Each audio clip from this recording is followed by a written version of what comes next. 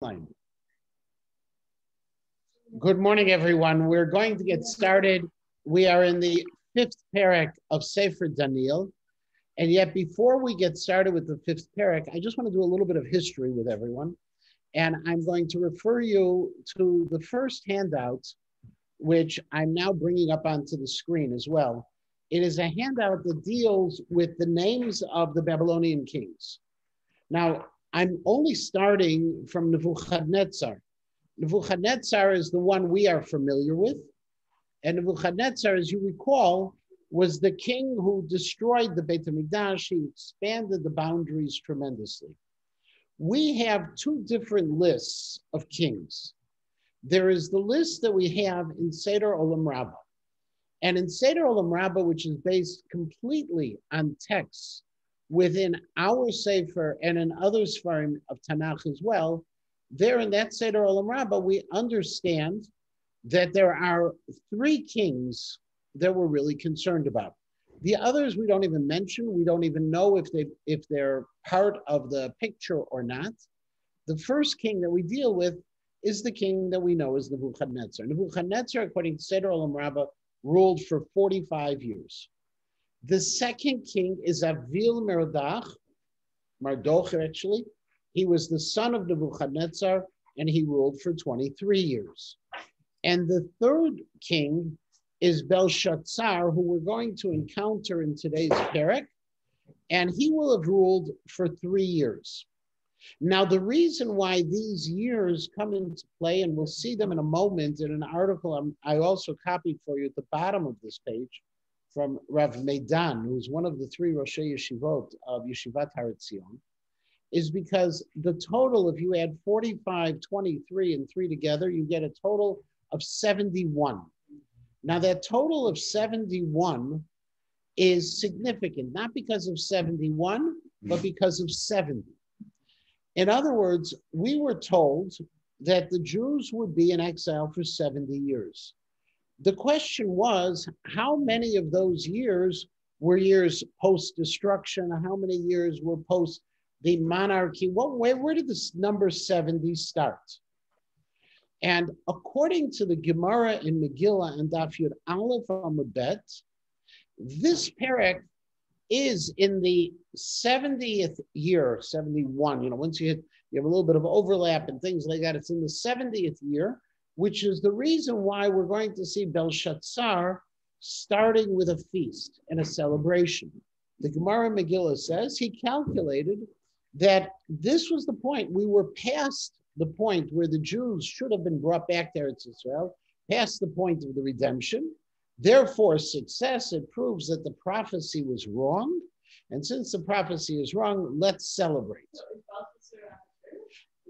Achashverosh does the same thing later, because he says, Belshazzar made a mistake on his count, it must be according to this count. And that's when Achashverosh makes his party. He makes, the Gemara there also says, and Achashverosh blew the count as well. That's after. Achashverosh comes afterwards. So those are the three sets of years. And the way we really calculate them, and we'll see it in a moment, is we take what we know from Sukkim, Chazal take with what they have, and using what they have, they reconstruct to the best of their ability the information. Again, history in and of itself is not significant for Chazal. History is a means to something else. They weren't meant to be historians. And we see that as far back as the Chumash. And I've mentioned this, and I'm sure you've learned this many times. Avram Avinu lived when Yaakov was still a baby. He played with his grandson. But the Chumash kills him off before the birth of Yaakov. Not that they make his life shorter, they just say he died at this point because he was no longer part of the story. If the Chumash or the Tanakh in general was meant to be a book of history, it would take a very different approach. It's meant to be a book of lessons. Okay? Whether those lessons are halachic or lessons are ethical. Yeah. Well, but if he has 71 years with these men, right.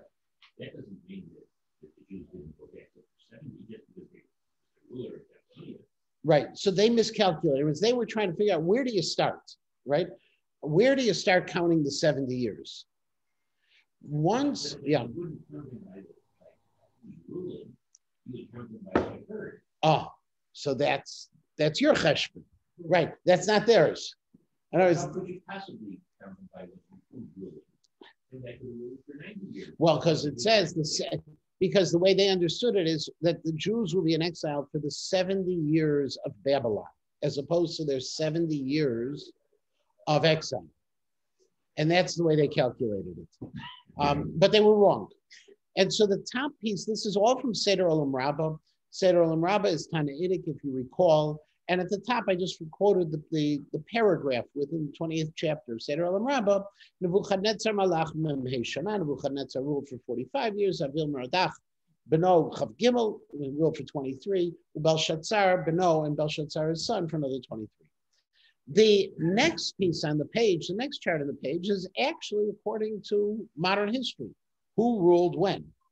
And according to modern history, we know there were many kings of Babylon. There were many dynasties in Babylon, one after the next. So in other words, Babylon didn't just rise at the point of Nebuchadnezzar. Babylon actually, this dynasty started out with Nebuchadnezzar, who's the father of Nebuchadnezzar. Nebuchadnezzar is actually known as Nebuchadnezzar Asheni. He was the second Nebuchadnezzar. There was an earlier Nebuchadnezzar who isn't significant to us. And the years in which they reigned, these are years BCE, are on the list. So if you notice, you're going to have a couple of interesting issues. One is, you notice Avil Mardok, which we said was the son of Nebuchadnezzar. His name really wasn't Avil Mardok according to Babylonian texts. It was Amal Mardok. Fine. Okay. We then see, if you look at the lineages, well, Nebuchadnezzar was the son of Nebuchadnezzar. Okay, so Nebuchadnezzar, Nebuchadnezzar, Amal Mardok, and then Amal Mardok died, okay, by murder. He was killed by Nargal Shar Etzer. Nargal Shar Etzer, who was his brother-in-law, always have to be careful about brothers-in-law. His brother-in-law knocked him off, and he took over Nargal Shar Etzer, and he ruled, and then his son, Lav Ashai Mardok, took over, and then that chain or that genealogical chain stopped, and you have Nebuchadnezzar, and then you have Belshazzar. So we have new people, Nargal Shar Etzer, Lav Ashai Mardok, Nebuchadnezzar. Those three aren't mentioned in the Chazal. And Nebuchadnezzar, we know, was very significant. We have a lot of documents from his time. There are his chronicles. We know also that he went, ultimately he was the last king of the Babylonian Empire. He was conquered by Cyrus. But his son Belshazzar really was a regent. He wasn't the king. He was filling in his father's place while his father was in the Arabian Peninsula. And he was doing operations in the Arabian Peninsula away from the capital city of Babylon. And his son ran the show for about 10 years. Those are the two different counts. For our Perik's purpose, where they play a role is, again, we're going to be dealing with Belshazzar. Now, Belshazzar is the end, right? We're dealing with the end, and then we're going to be talking about a dream that, not really a vision that Belshazzar has. That vision makes all the sense. One, we know he's the last. He's right before Cyrus takes over. That's important. But also what's going to be interesting is Belshazzar is going to act as if he doesn't know anything about Daniel. Now, we have a precedent for a king not knowing anything about what we think he should know, and that's Pharaoh, okay? Right? Asher lo yadat Yosef. Vayakom el chadash asher lo yadat Yosef, and there's a machloket in the Gemara. Was he really a new king, or did he make himself like a new king? Because how is it possible for him not to know Pharaoh? And in fact, that's going to be one of the issues we're going to deal with here. If I say there are only 3 Babylonian kings in order, Nebuchadnezzar was 45 years, and Avil-Merodach, his son, was 23 years, and Belshazzar, his son, was another 3 years. If I say that, it's really hard to understand how he didn't know of Daniel. We could understand how he ignored Daniel, or how he chose not to know about Daniel. But that he wouldn't know at all is really hard to imagine. If, on the other hand, we're dealing with Nebuchadnezzar, who raised up Daniel to the position of prominence, and then we're dealing with 2 other dynasties afterwards, not long-lived dynasties, just 2 kings.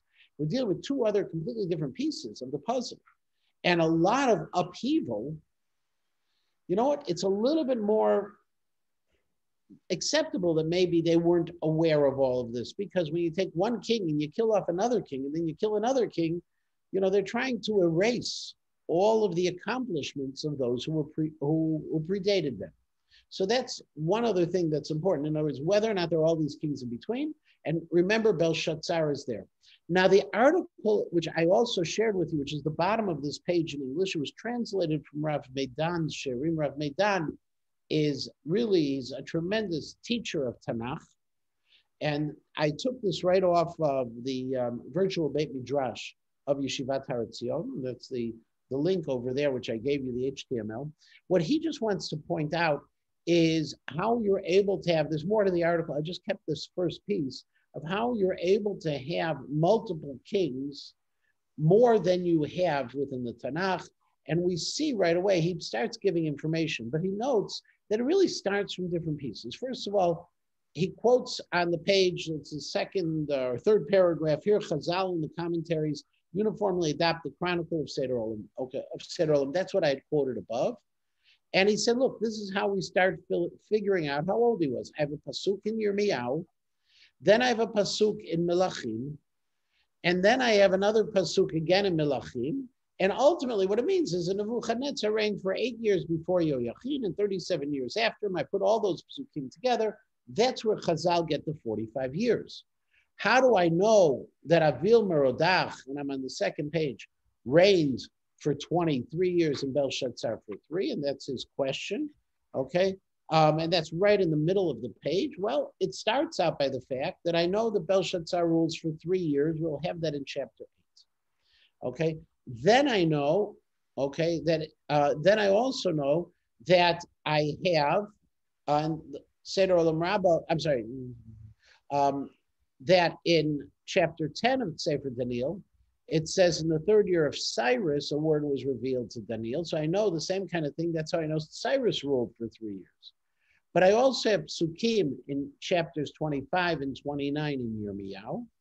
And all of it together comes that I know Avil-Merodach, according to Chazal, reigns, okay, I had first I have Belshazzar, who's 3. I have 45 and 3.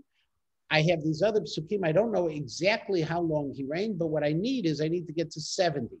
In order to get to 70, I make it 23 years.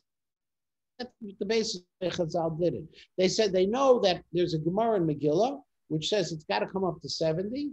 I know I have 45. I know I have 3. What remains? And in the middle, I have those years, which remain the 23 years, not 25, the 23 years of Avil-Merodach. Okay? That's the way Chazal did their numbers. It doesn't present any problem to us in terms of understanding the psukim, because, okay, that they reigned this long or that long. What was most important to us is who were the players when they're in place, and using their position in terms of the state of the Babylonian Empire to understand what's going on around them. That's step number 1. Now, I'm going to move away from that and actually move into the text. So moving into the text itself, we start out with something that's familiar, and this is what Alida mentioned earlier, the idea that there's a feast that's celebrating something. Belshazzar Malka Avad Lechem Rav. Belshazzar made this great feast. Rashi immediately says Belshazzar is the son of Nebuchadnezzar. That's Seder Olam Rabbah. Mitzudat David says he's actually not the son of Nebuchadnezzar, he's the son of Avil Merdoch. Okay, we call children, we call grandchildren and children often the same thing. There's really no machloket between Rashi and the Mitzudot, but Mitzudot is more accurate in his statements. But we know historically that that is very hard to beat. I read in one source, I'm trying to remember where it was, I read in one source that suggested it's possible that Belshazzar, knowing what we know now, was considered an offspring, maybe from his mother's side. Maybe his mother, even though it's a third dynasty down the road, historically, maybe his mother was of royal lineage. So maybe, but Belshazzar Malka Avad Lechem Rab. Daniel doesn't say Belshazzar is Nebuchadnezzar's grandson. The Meforshim are saying it based on Seder Olam Rabbah. And he made this great meal. Why did he make the great meal? Because two possibilities. Okay, the first and the classic possibility is the one like we find with Achashverosh, Alita's point, and that is he thought something magnificent had occurred. The magnificence that occurred is that the prophecy that had been given for the Jews of 70 years of exile seemed to not be coming true, and he's going to be around. That's one. Interestingly, Rashi doesn't take that approach. Rashi quotes from a sefer known as Yosifun. Yosifun was a history book that combines history and ethics that was initially attributed to Josephus Flavius, to the Roman historian who was at the time of the Second Temple, who was a Jew who went over to the Romans and is the source of a lot of our history. We now know that Josephus Flavius did not write Yosifun. We know it was written in the 10th century in Italy. But Yosifun was a very, very well-known book, and later on we'll see a piece from Yosifun as well. And Rashi quotes from Yosifun, and the reason he says is because he's making this feast because Belshazzar was in the midst of a battle with the Persians and the Medes, with Cyrus and Darius, Daryavish Hamadai and Koresh.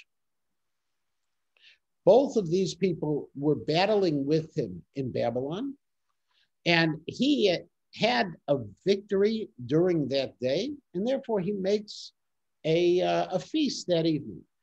Interestingly, and again a side note, Zev Yavitz in his history of the Jews, Toldot Yisrael, also points to, and in fact later historians agree with him as well, also point to when Achashverosh made his feasts, were following victories of Achashverosh. They weren't really, the Medrash ties it into their calculations of the destruction of the Beit HaMikdash, but we also know from history that there were major battles or campaigns that people returned from, and that's why they would make these big feasts. So he made this big feast, and who did he make it for? LeRav Ravono Aleph. He made this for 1,000 of his great people, of the important people. Ule kavel alfa chamra shate. And he went ahead, and at this feast, he was drinking wine in their presence. Now, drinking wine in their presence breaks all royal protocol in the ancient world. In the ancient world, the king would not in any way, demean himself by eating with others. He had his own place. Others could eat in his presence. And also, as we'll see, his behavior is going to remind us of Achashverosh, because it's going to seem like he's going to lose a little bit of control in this process. So he was drinking all of these people. The Ibn Ezra says that this is not royal protocol. The Medrash Daniel points out that when he went ahead when he did this, think about Megillat Esther, where it says, "V'sarei hamdinot lefanam." It's the same idea that all of the officers in front of Achashverosh were also drinking. Belshazzar amar bit'em chamim, and Belshazzar gave a command because of the wine. Rashi points out that his command was because he was drunk. He decided to do this. The Ralbag says he wasn't drunk, but he was pretty happy. Lahaytaya lema'anei dahava v'chaspa dehanpek Nebuchadnezzar avui menehechla div Yerushalem. To bring out all of the utensils of the gold and the silver, which his father, and that's a little bit of a problem, which his father Nebuchadnezzar had taken from the Beit HaMikdash. Okay. Now, again, is he, according to the Seder Olam Rabbah, this is really great. It calls him Nebuchadnezzar the father. Rashi said it was the father. Mitzudot David says it was the grandfather. All works out real well. A grandfather puts it, right, grandfather. But according to history, it's a little bit more complicated. And avohi can also mean ancestors as well. It could be, and it may be those who preceded him. That's a problem according to modern history. Vayishton bahon malka v'rav ravanohi shegelate ulechenate. And they began to drink from those utensils, the king, obviously, the Malka, and all of his important officials, his wives, and also his concubines. They all began to drink from it. Now, Shegeltei is a terminology of Rashi says very simply in Aramaic, this is a terminology for the queen. Okay.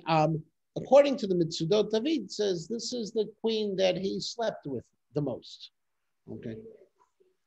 They all showed up. Think about, think about Achashverosh for a minute. There's a major difference.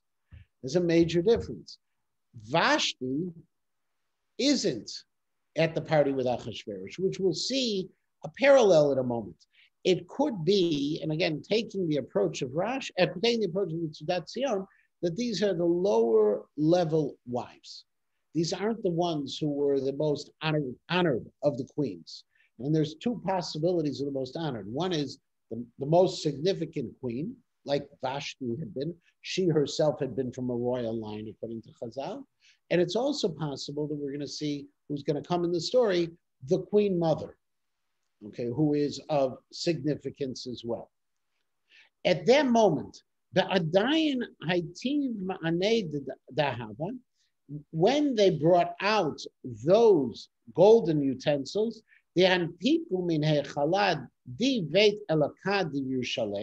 which they had taken out from the Beit HaMikdash, from the house of God in Yerushalayim, V'ishtiv bahon malka v'rav ravanoi shegalate ulchenate, and the king and his officials, his important people, the wives and the concubines were drinking from it.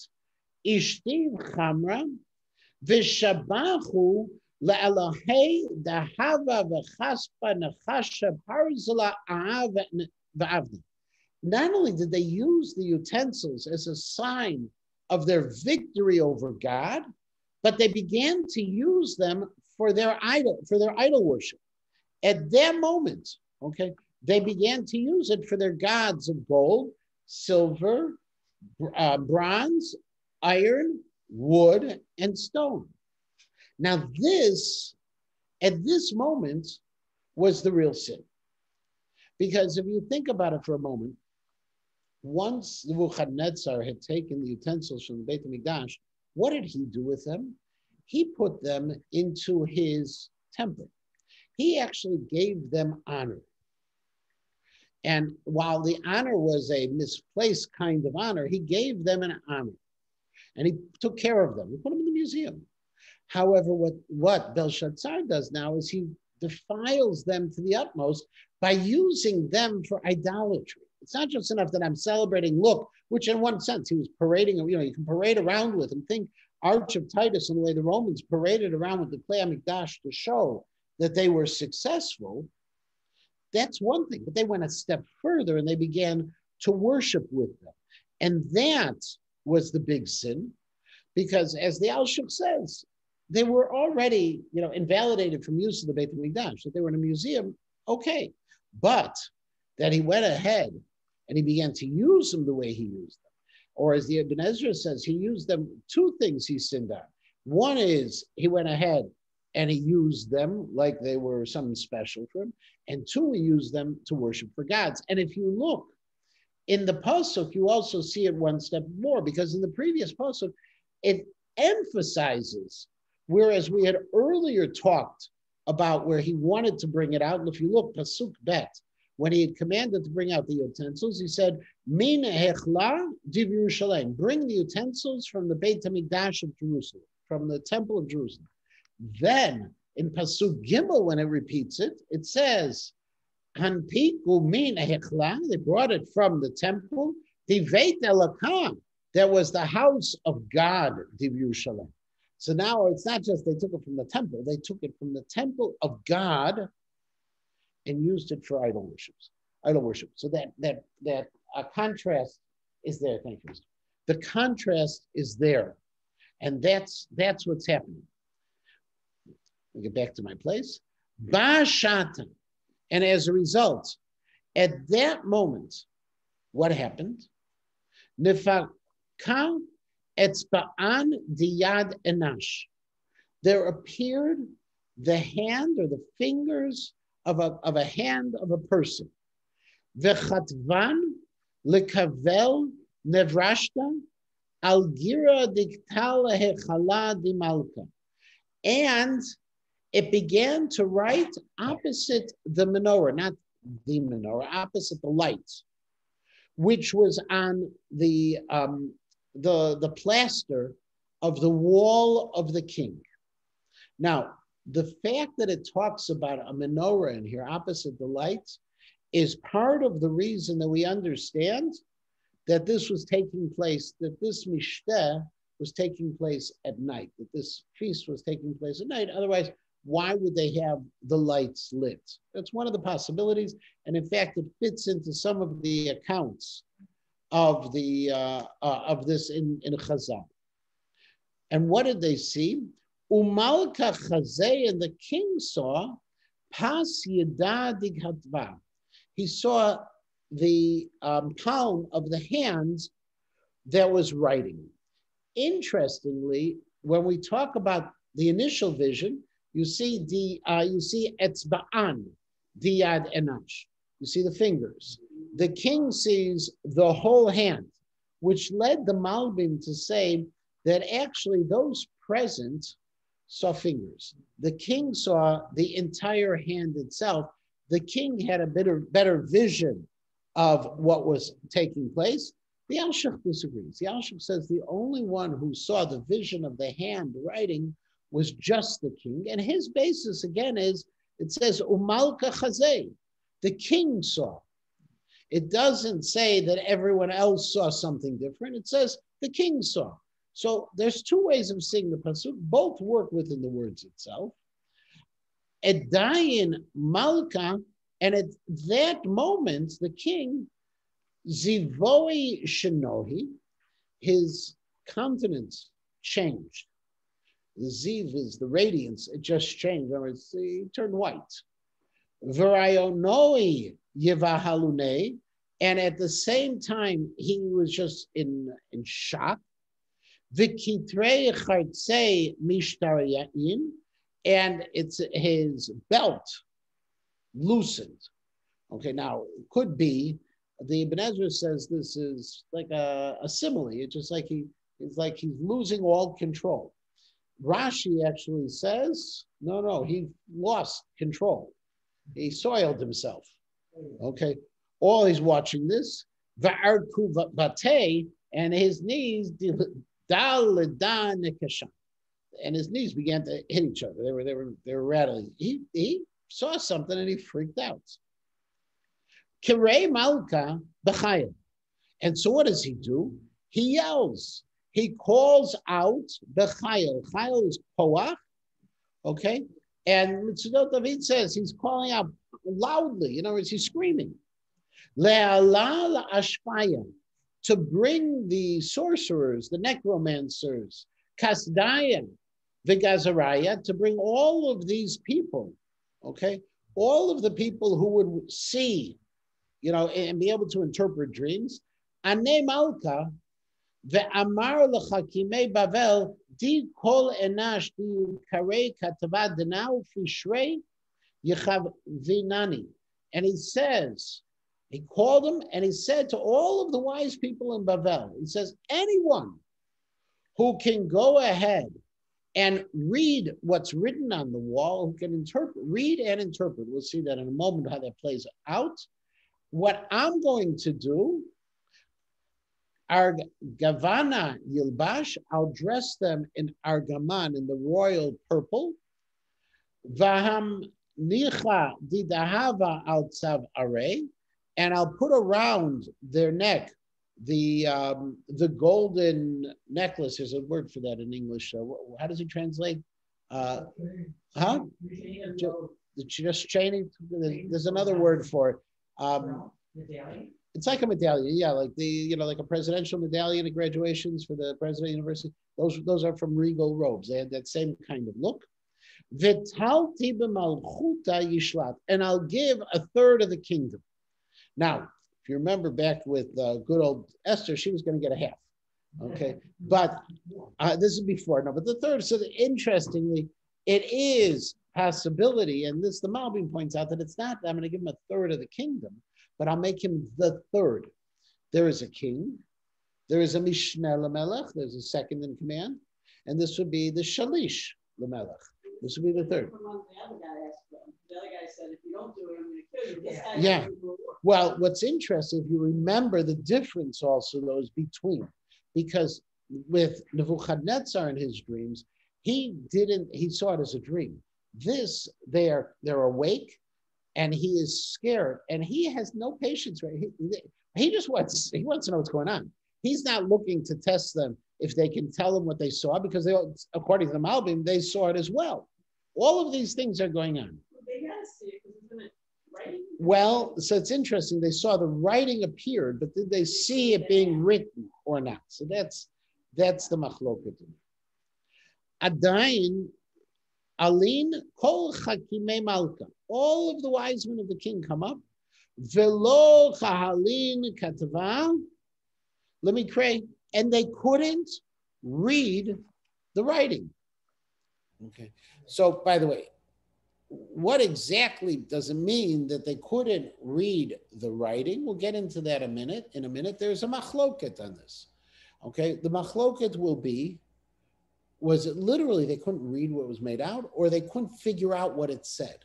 And that's the machloket we'll see. Ufishrei, okay, when it came to its interpretation, lahodai malka, they couldn't also explain what it all means. Now, what did they see? And there's a second handout that I gave to you. Some of you may see it. I will bring it up on the screen for those who are remote at this moment. Give me a moment. Let me just bring it up.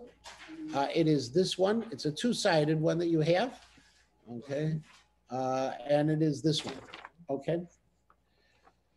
And we see there's a Gemara that addresses this for a moment. And we'll see, by the way, this is going to be interpreted by Daniel in a minute, but this is what was on the wall. So, Rabbi Shimon Damar Katav Ze Lo Nishtana, Ma'ila Cha'alein Katvav L'Mikra. Now, according to Rabbi Shimon, there's a machloket as to whether or not the script was different or not. In other words, the Babylonians could read what we call modern Hebrew. They couldn't read Ktav Ivri, the original Hebrew script, which is called Old Hebrew. And so, but Rabbi Shimon in the Gemara is of the position that it wasn't a strange script. But he says, so why couldn't they read it?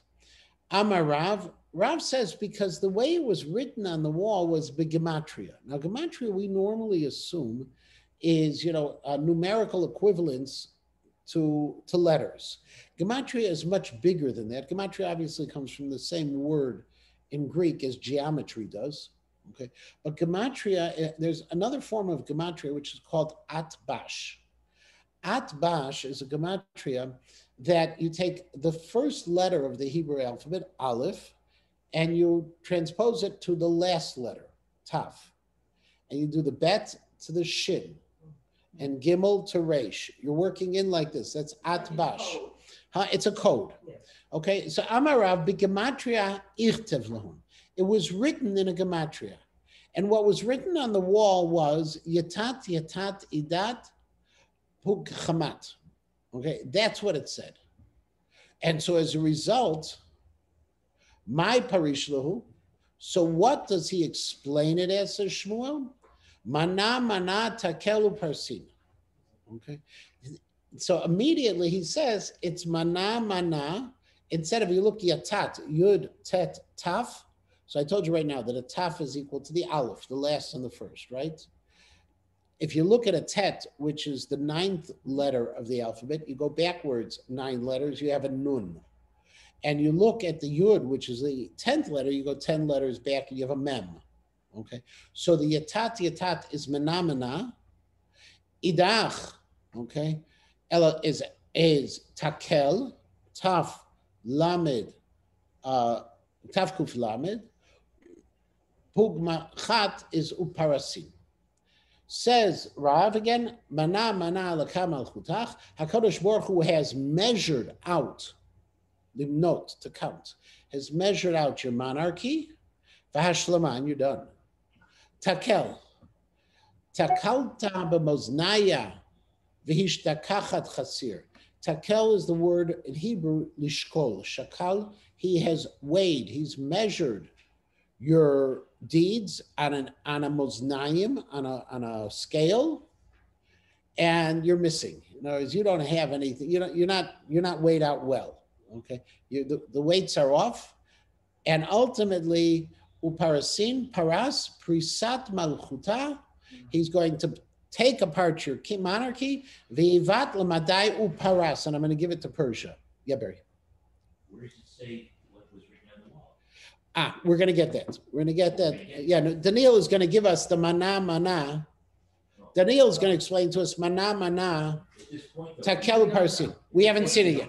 When he calls, right? We're going to see that when he calls Daniel to the room, okay, and Daniel's going to give him those words, those 4 words, mana. I'm sorry, mana takel parsi. Okay, he's going to give him those 4 words. The reason the wise men of Babylon couldn't read those 4 words is because it was written in code. That's step 1. Ushmuel Amar, Mamtus Nankefe Arlan. Shmuel said that actually the letters, they could read the letters, and it really did say mana, takel uparsim, but the way they were written was top down. So instead of being written from right to left, it was written top down, in rows going top down, and they were trying to read it right to left, and it didn't make any sense to them. Then Rabbi Yochanan says, Anam lakat nisrafu. He said, actually, it was written backwards. You had to read the letters left to right. And that's why they couldn't read it. And Rav Ashi says that actually the letters were mixed up, nama katel porsi. And so because of that, they couldn't read it. So I have one opinion in the Gemara, which says, no, they were written with a different script, and that's why they couldn't read it.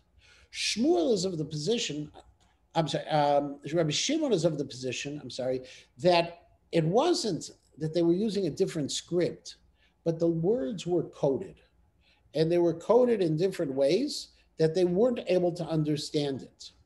Now, the Mitzudat David, the Reb Saadia Gaon, and the Abarbanel also explain on this piece of why they couldn't read it.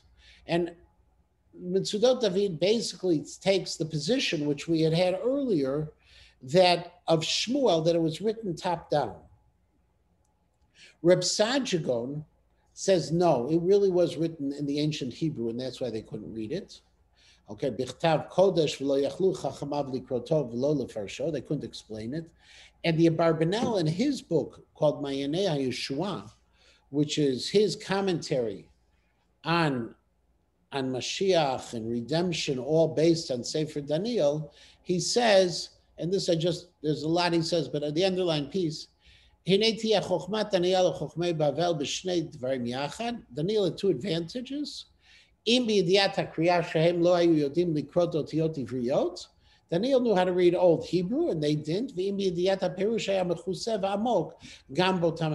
the second thing Daniel had is, even if I knew how to read the words, what do the words mean?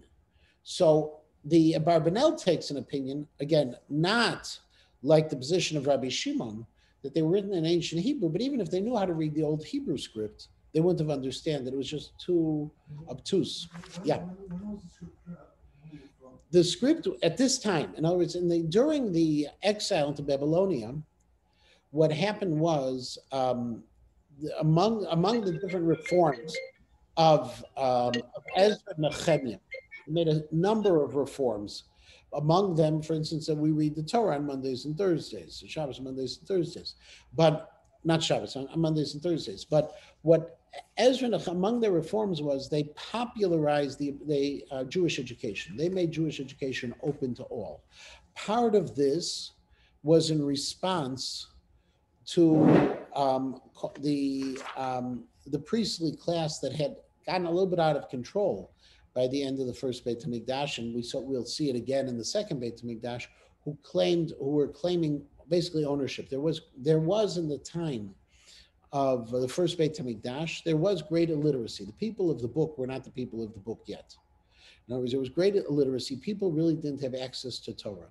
And so what Ezra and Nehemiah did among their reforms is they got people access to Torah, reading it publicly. The 3 days should never go by without hearing Torah. But also what they did is they changed the font that was used, and there's a machloket on this. There's a wonderful article written by Menachem Kasher on this as well, but they changed the font that was used for the Hebrew script. So for instance, the machloket is between Bavli and the Yerushalmi, we see. But the simplest explanation, we say they changed the font. If you ever go to Har Grizim in Israel, where you have the Samaritan population, and you open up one of their Sifrei Torah are written in the old script, in Old Hebrew. That was one of the ways they distinguished themselves from rabbinic Jews. Okay, their reason for doing this is, if you remember, when they came to Eretz Yisrael, they were the converts due to the threat of the lions. They went ahead and they did this, and they were before the exile. And so according to their tradition, which may be our tradition as well, the original Sefer Torah was written with the Old Hebrew script. They live right outside of Nablus, right outside of Nablus on Mount Gerizim. They have two places they live. They live there and they live in Cholon. Okay, they still offer, they're a subset, they're a tribe, they're a people, relatively small, but they reject the Torah Sheba'al Peh. They reject oral law. We had other movements of that as well. Karaites were later. But the Samaritans rejected the oral law. We'll see the Samaritans will play a role at the time of the rebuilding of the second Beit HaMikdash.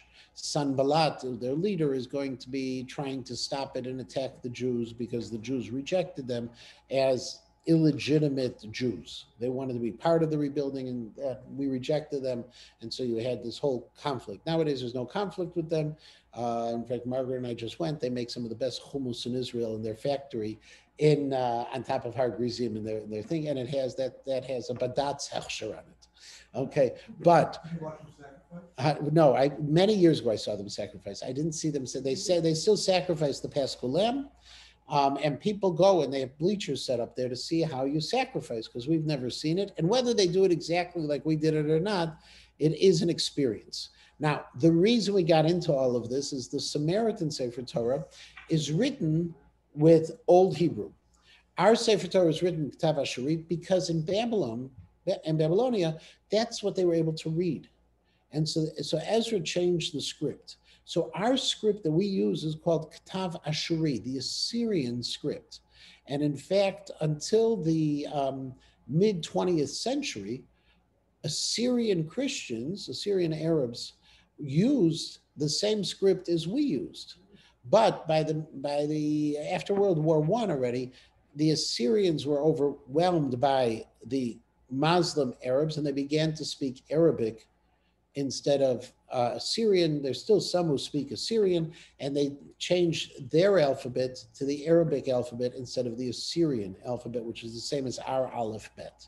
With all of that background, okay, we have a machloket of what Belshazzar saw on the wall. And the machlokets in that Gemara, whether he saw the old Hebrew script or he saw Assyrian script.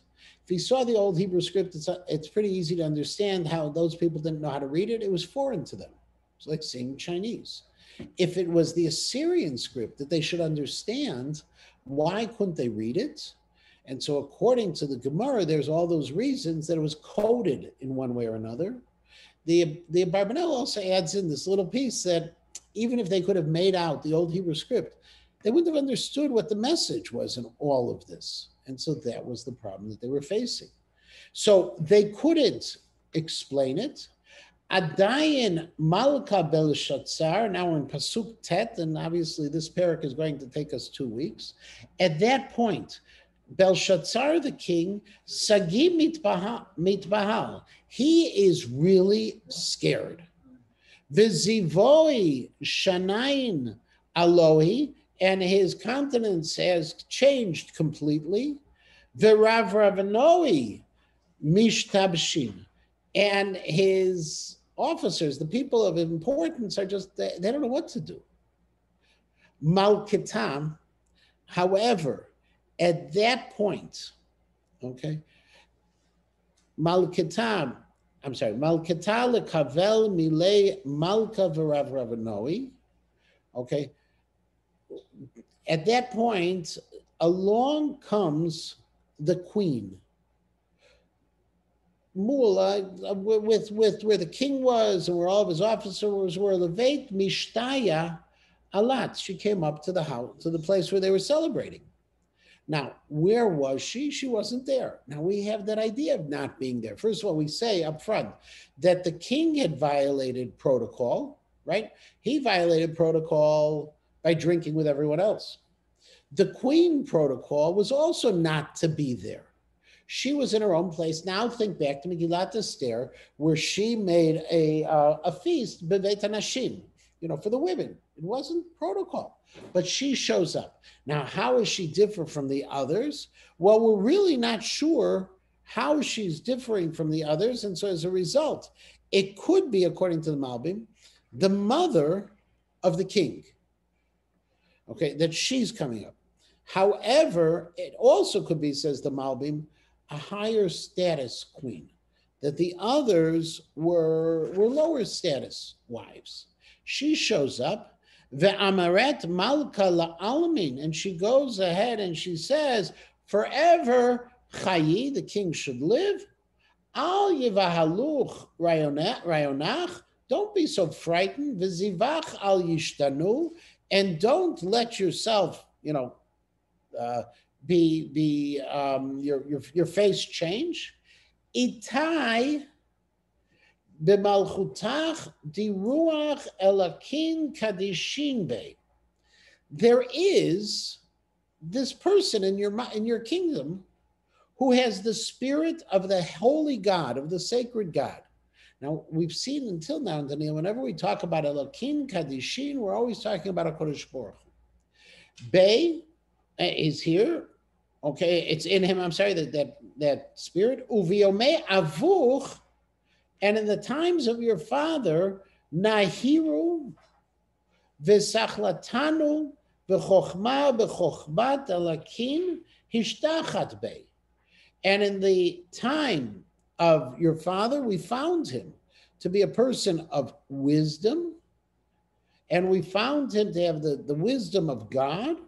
Umalka Nebuchadnezzar avuch rav chartumin ashfin kastain gazarin hakimei avuch malka. And the king Nebuchadnezzar, your father, made him the minister over all of them. Now, questions we have immediately. One is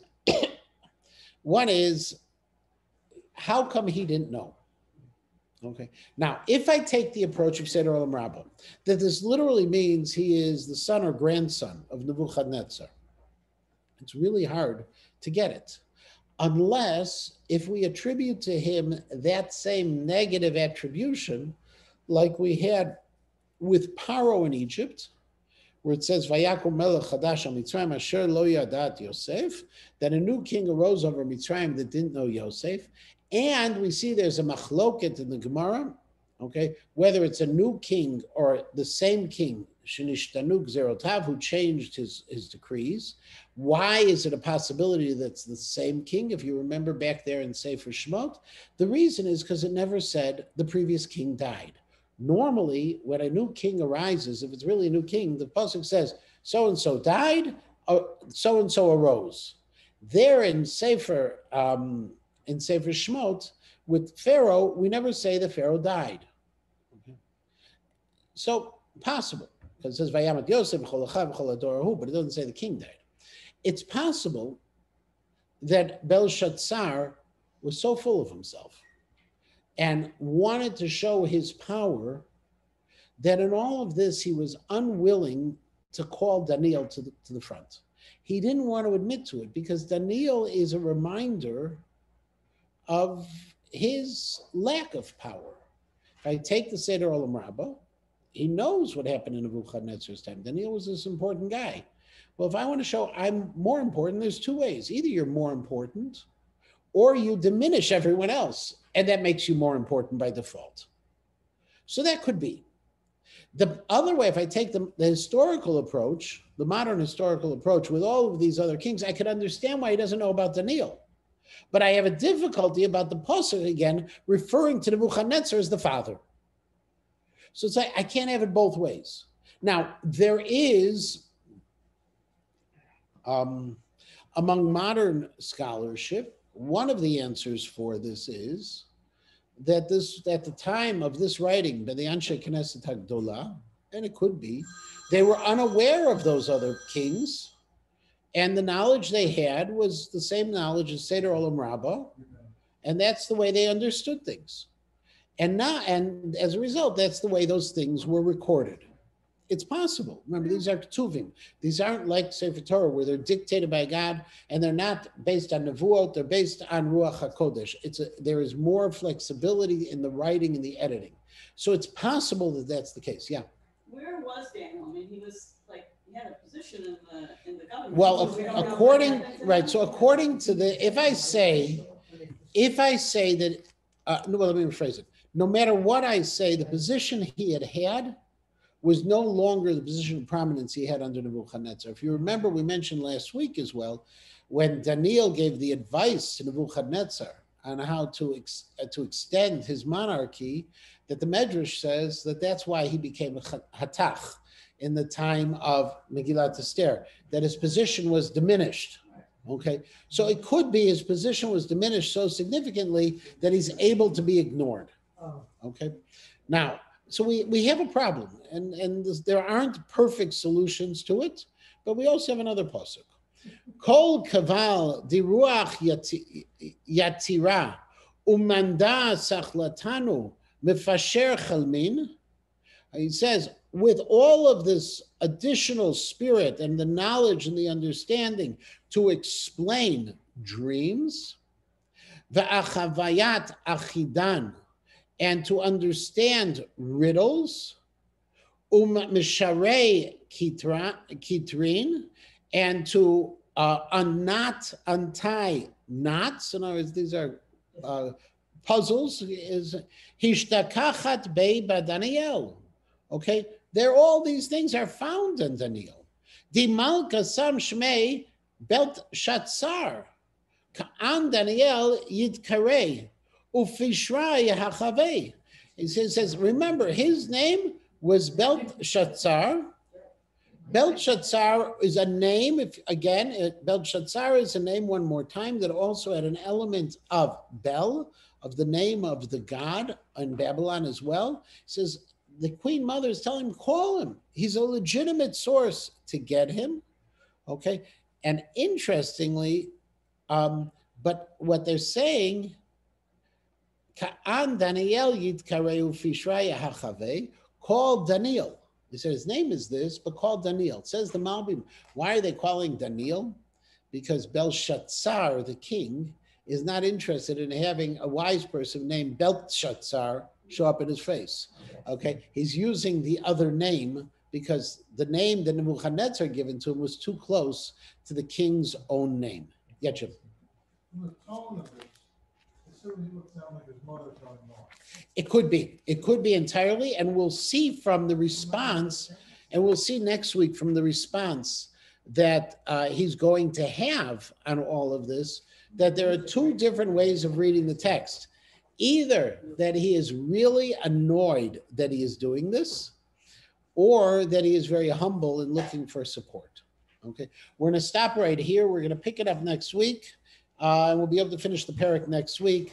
And everyone should have a wonderful week, and everyone stay safe, please.